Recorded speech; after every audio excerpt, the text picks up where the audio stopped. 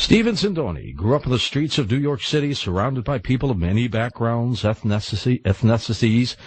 This aroused curiosity about the human condition and need to understand just what makes people choose the path they do. Such was the case when he came across the legend of J.C. Brown, the man who claimed to have discovered a lost city in Shasta Mountain with hidden treasure and the remnants of a legendary society.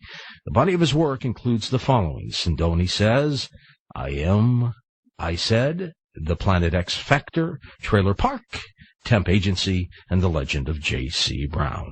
Stephen Sindoni. Hey, Stephen, how are you? Good evening, George. How are you tonight? Good. I just want to pronounce it again. Ethnicities. There you go. I got it out. You've got it, yes. Mount Shasta, called the Magic Mountain. How come? Well, Native Indians claim that our true descendants, were from the Lemurian continent of Mu that sunk 15,000 years ago near the Pacific Ocean. And these ancient people went into the mountain to live in the hollows of the earth and still live there today. Now, the legend of J.C. Brown. Tell me about this. Well, initially, I was looking for a story to write for a screenplay. And I went on the Internet and I saw the legend of J.C. Brown. So I decided to read it. And I was fascinated by it. And being fascinated by it, I decided I was going to spend 2 weeks in a New York Public Library to research the clues that I had read in the legend. Now, for some people who might not know about Mount Shasta, it's a majestic mountain. It's part of the Cascade Mountain Range.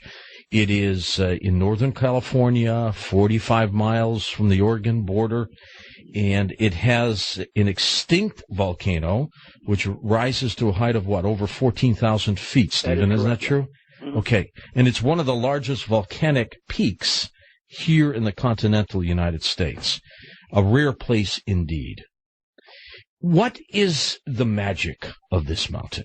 Well, the magic is that the Lemurian people, who are our true descendants of North America, have high powers. They are mystical people and have the power of telepathy, and they have technology that's far beyond that we've ever had on this planet that we know of. And these people took that technology with them after their continent perished and decided to go underground, and that's where they are today. Why Mount Shasta? Well, they said that Mount Shasta was one of the first places that was inhabited on the earth, so it's a holy place. Okay, now are they still there? Yes. How far deep? Well, initially they were 11 miles deep, and but that was initially at the time J.C. Brown discovered one of the villages there that he had encountered. But they are probably many miles from there now, but that was where he had discovered remnants of an ancient civilization. Is it just one opening there, Stephen, or many? Well, there's one opening there, but there are many openings throughout the world that can be accessed to reach the hollows of the earth. Well, that's true. Now, in this particular case, J.C. stumbled into it. How long did he stay there? Well, what happened was J.C. Brown turns up in 1934 at the office of the editor of the Stockton Record newspaper. And he tells a story to the editor that 30 years before, while working for the Lord Cowdray Mining Company of England, he was employed as a geologist to look for gold and prospect in Mount Shasta. He claimed to them that in a second trip up there, he noticed a rock formation that didn't seem right. And on further inspection, he started to dig. And upon digging, he noticed there was a cave. He went in with his lantern and mining paraphernalia, and 3 miles into the tunnel that spiraled downward within the mountain, he found gold mining ore from a civilization that had mined earlier. He decided to go deeper, and he went 8 miles deeper, which now he's at 11 miles depth. And when he got to 11 miles depth, he saw a village and with streets. And as he continued on, he found rooms and chambers.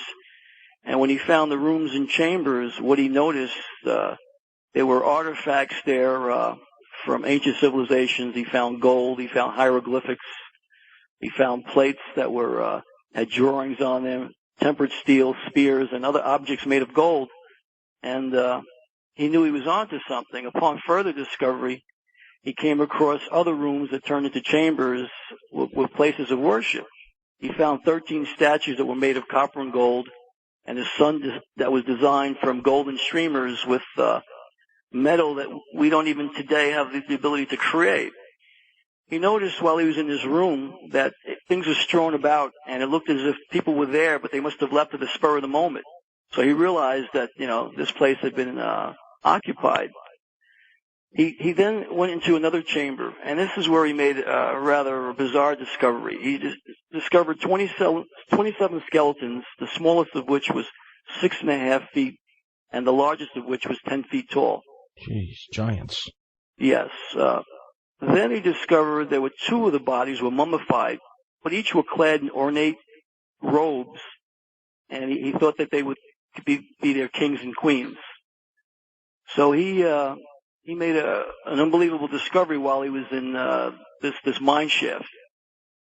Now, after he made this discovery, he decided he was going to cover up the tunnel and conceal it, and that someday in the future he would return and he would mark the entrance on a map so he knew where it was, and then later he would return with enough people so that way they can catalog the items, document it, and then he would register his find.